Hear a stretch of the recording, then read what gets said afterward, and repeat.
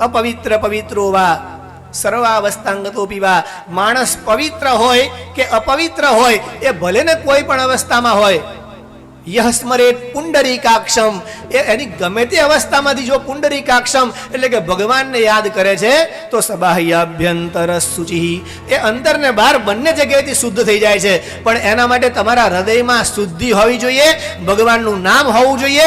અને એટલા માટે જ આપણા વડીલો કહે કે પડતા વાગતા ઉઠતા બેઠતા છીક ખાતા બગાસું ખાતા તમે જે પણ કરો ભગવાનનું નામ લો। એટલે છીક ખાતા પછી આપણે બોલીએ ભગવાનનું નામ ये न केने प्रकारेण तमे जे पण काम करो दरेक कामनी अंदर भगवान ने आगळ राखो। सवारे घरनी बहार निकळो ने तो सवारे घरनी बहार निकळता पण भगवान ने याद करीने निकळो के भगवान साचवी लेजे।